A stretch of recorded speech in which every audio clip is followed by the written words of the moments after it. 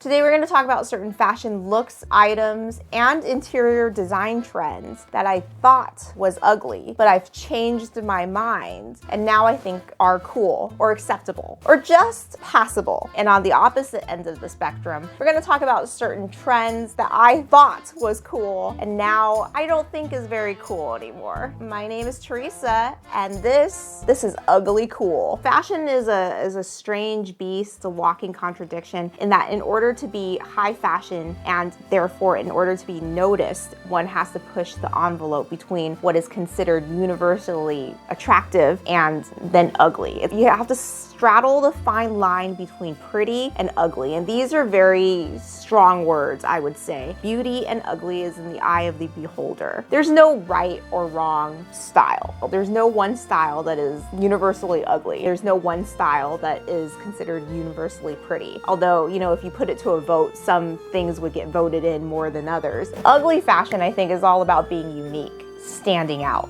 In a sea of influencers online, if you will, everybody is fashionable, then nobody is fashionable. For instance, I would like to time travel back 5 years ago to the pumpkin spice latte first generation blogger girl look. Skinny jeans, riding boots, ankle boots, the quirky fall hat, the circle scarf, the flannels, the perfect luxurious hair. There's nothing wrong with this look. It's very attractive. If you were to walk into a bar in some foreign country, you're perfectly acceptable. You're not going to stick out like a sore thumb. But this look has gone on for years and years and years. And now it's time to try something new. And the rule of fashion is that even if something is considered universally attractive, classically attractive, it's got to end at some time. It gets a little stale, it gets a little boring. A new look, the exact opposite, complete flip-flop needs to come in. That look may not be as attractive as the former look, but you have to ask yourself this: is it ugly or is it just new and you're stuck in your ways? I'm sure back then when women used to wear long skirts that skimmed the floor and then all of a sudden flappers burst on the scene with their shapeless, boxy silhouette, I'm sure that look was considered ugly. To go from shape-defining corsets to a loose, boxy silhouette, and then let's discard skirts altogether and start wearing jeans, I'm sure that's also considered ugly by the establishment. One of the looks that I used to think was really ugly, but now I think is pretty fashionable and cool: the Normcore aesthetic.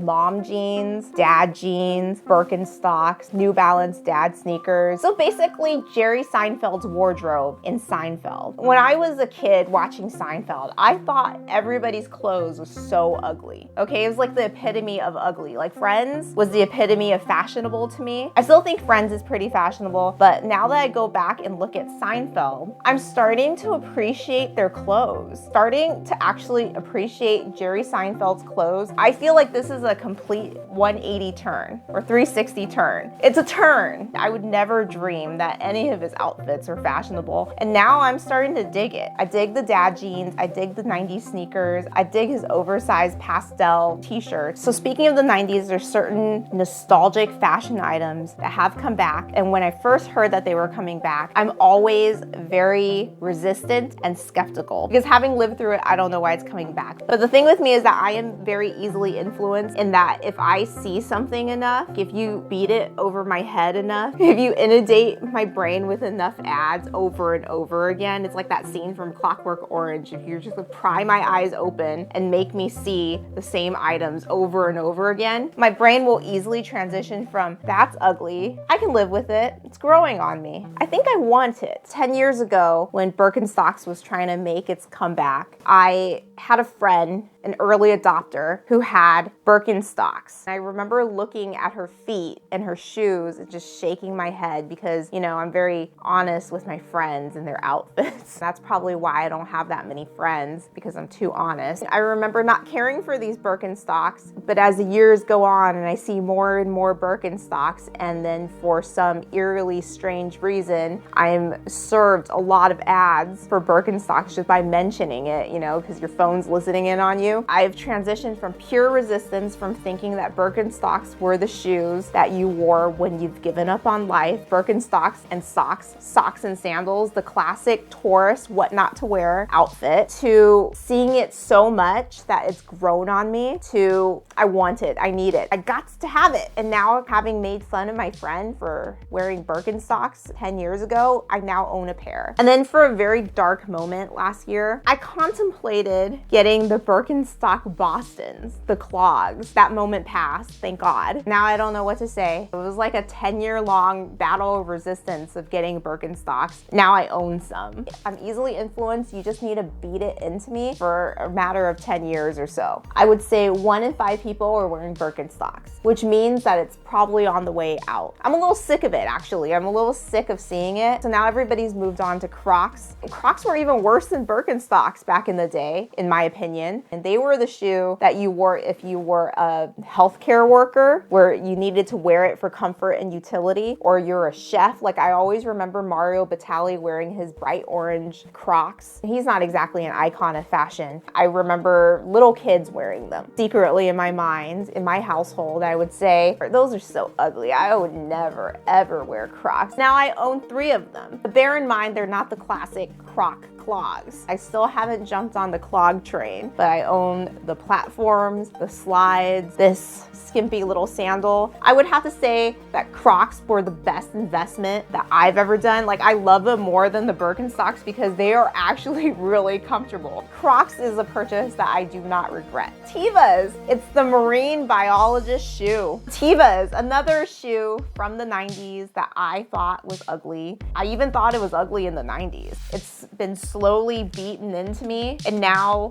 I recently acquired a pair of Tevas. This just goes to show how easily my willpower crumbles in the face of incessant advertising and just seeing a lot of people wearing it. I am just sheep. For many years now, 90s nostalgia has been the driving force of a lot of fashion comebacks. For me, it's kind of like I feel like I'm living in the 90s again, even though in the 90s I didn't own any Birkenstocks. I don't think they had made any for children. Didn't own any Crocs, didn't own any Tevas, but I feel like I'm living a more bougie version of the 90s. That's the appeal for me. I also like to do research on the brand I'm buying into. I'm very much sold on the story of craftsmanship, how this shoe is made. Not so much Crocs, but like Birkenstock is made in Germany by expert shoe cobblers, or how Tevas are made to last. So let me tell you about the mentality that I have when it comes to jeans. My very narrow-minded way of thinking about pants all my life.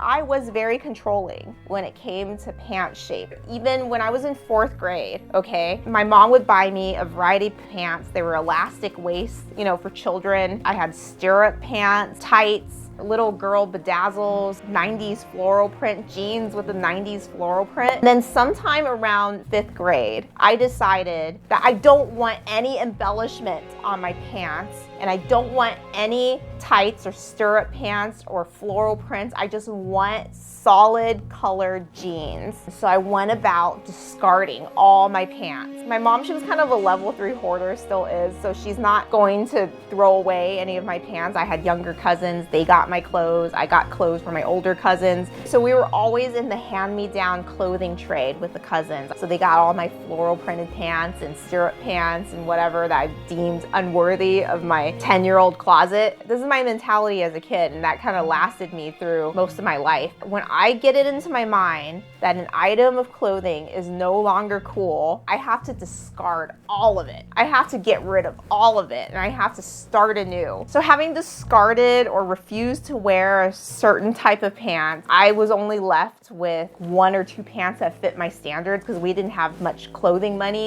allowance to spend. I would just wear the same 2 pants over and over again, rather than the variety of pants I could choose from, but that didn't fit my idea of what is cool. Sometime during high school, for me, was the early 2000s. Boot cuts were in, flare legs were in, wide legs were in. You know what wasn't in? Mom-looking jeans. Faded, straight leg jeans. That had to be eliminated from the wardrobe. I don't even want it touching my other pants. Like, for instance, my denim had to be a certain shade. It couldn't be light wash denim. It had to be dark wash denim. And for some reason, I got it in my mind that I couldn't wear anything but denim pants. Cargo pants, like the cargo material was acceptable, but I can't wear like tights or with a floral pattern or something. Looking back, I didn't even dress that well. Like I could have dressed better, but I just had a very narrow mind when it comes to I have to have a certain item of clothing and I have to discard the other items of clothing. Not like really throw it away, but just put it somewhere in the closet. For some reason, I got in my mind that I can only have a certain item. This kind of item was considered cool, and everything else cannot even be touching these items, cannot contaminate these items. I was a pant fascist. Carrying the same crazy mentality to 2007, 2008, 2009, when skinny jeans was starting to replace all the other pant shape. You know what I did? All the boot cuts and all the flare legs and all the wide legs had to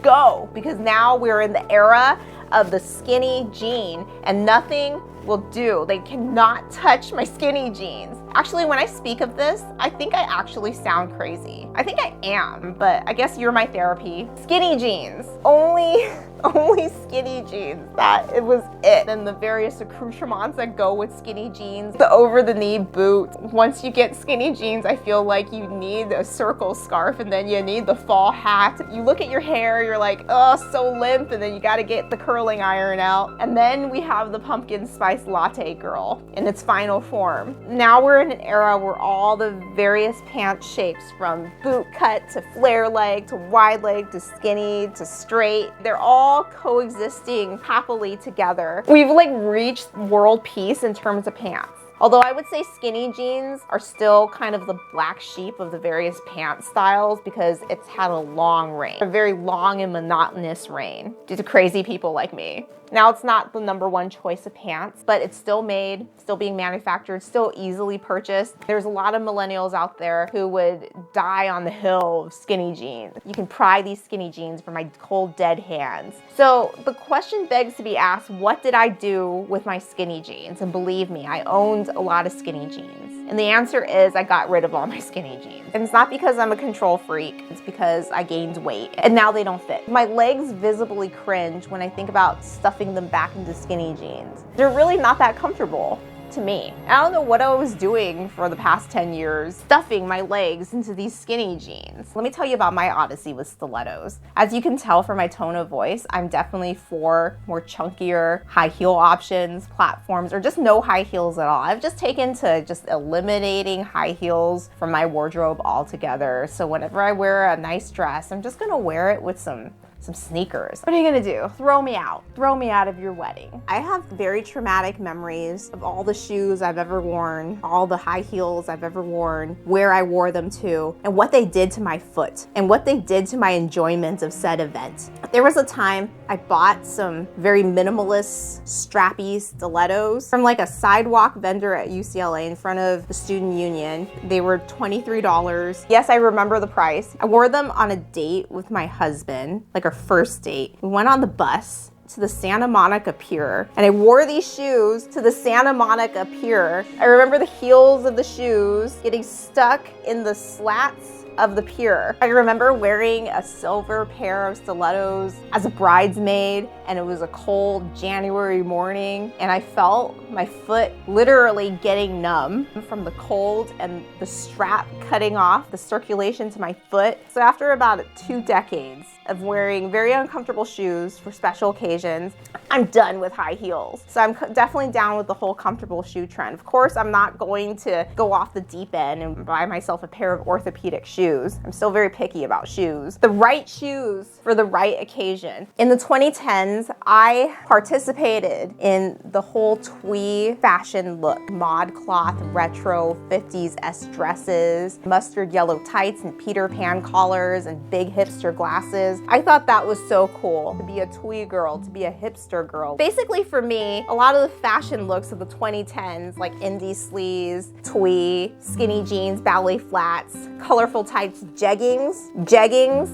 I'm not going back. Speaking of which, at that time, I was really into 50s fashion. The Dior new look with the giant midi T-length dress and the petticoats underneath, 50s hair. I never did my hair in a 50s hair kind of way, and librarian cat-eye glasses with a rhinestone. I was like really into that. I was really into Grease. Sandy's outfit from Grease. Also the Pink Lady's outfit. I frequented the Nifty 50s Tumblr vlog. I frequented ModCloth. Like that was my thing. I dressed very twee. I didn't go full on rockabilly 50s, but that, I loved it. And if you're to ask me what fashion decade I liked the least, it would be the 70s. Like I hated the color palette of the 70s. I loved the color palette of the 50s, the mint greens, the pastel pinks, but the 70s, it was brown, mustard yellow, orange, and the avocado green. And I really hated the hair, that hippie hair, long sleek hair with the middle part, the guys with their mustaches. The 50s was where it was at. I would watch Back to the Future and go like, wow, I wish I could dress like Marty McFly's mom. I love the prim and proper look of the 50s. The opposite of that, which is the 70s, I detested back in the day. But now I've done a complete flip-flop in which I'm really feeling the 70s. It's probably one of my favorite decades now. I love the color palette that I used to dislike. I specifically look for clothing items with modern touches of the 70s. Then I go back and I look at the 50s, like I've looked through some 50s yearbooks. I'd see the people, they're teenagers, but they look like they're 40. Like people just looked older in the 50s. Not that there's anything wrong with that. That perm makes you look like you're 40. You're like 15 going on 40. If I go back and look at Rebel Without a Cause, everybody just looked older, didn't they? They're probably actually older playing teenagers, but James Dean, I mean, he died at 24, so he couldn't have been that much older, but he looks like he could be 40. Speaking of Rebel Without a Cause, this is kind of an aside, but you know what always made me a little bitter as I watched that movie? Like James Dean's character, Jim Stark. On his first day of school, they had a field trip and he was able to drive and park at the entrance of Griffith Park Observatory. And I have attempted to go to the Griffith Park Observatory 3 times and I was not able. Parking is a thing with me. I hate paying for parking and I hate overpaying for parking. The only available parking space was down a literal mountain, and then you have to like climb up this mountain in order to go to the Griffith Park Observatory because there's so many people. And I know it's a movie, but just seeing James Dean drive up to the entrance of the Griffith Park Observatory just really embitters me, fills me with envy to see the ease of parking, the ease of transportation. You didn't have to pay for parking. Another thing that I thought I would never be into is minimalist fashion. The same friend who adopted Birkenstocks 10 years ago, she was also into minimalist fashion. I shook my head at her Birkenstocks and I took a look at her gray, shapeless, Japanese minimalist shift dress, and I commented that it looked like she was an inmate at a woman's prison, which she did. I think she's still my friend. I'm coming to the realization that this is why I don't have that many friends, is because I'm just too honest with my opinions about their outfits. You know, like honesty is the best policy with friends. She said that I look like a crazy Asian lady because I wore all these clashing colors, and I guess I was really into purple at the time. I just happened to own a lot of purple items, and then she said that people who wore purple were very difficult people. She said that I look crazed, a crazy Asian lady who escaped from an insane asylum. This is the kind of brutal honesty that one brings to one's friendships. In retrospect, I think she was a little ahead of her time in fashion, and I was of my time. And I was also a crazy Asian girl about to become a crazy Asian lady, because my outfits back then literally looked like some watercolors exploded on me, like I had an accident with some watercolors, her words, not mine. I wasn't into the minimalist fashion that she was wearing, but now I'm into it. Now look at this, there's no color on me. Several years ago, I was really dead set on a bright and white kitchen, like the kind you see on Instagram. And then last year, I was really dead set on painting all the cabinets of one's kitchen green, popular green kitchen. And now I'm not sure I'm into that anymore. So it's a good thing that I rent and I don't have unlimited funds at my disposal to redecorate, because I'm so fickle and I would change what I like within less than 6 months. Right now, I'm really into cozy things. I still very much like mid-century modern, but I wonder if that's just like what all millennials like. I'm into pieces that are made of good wood.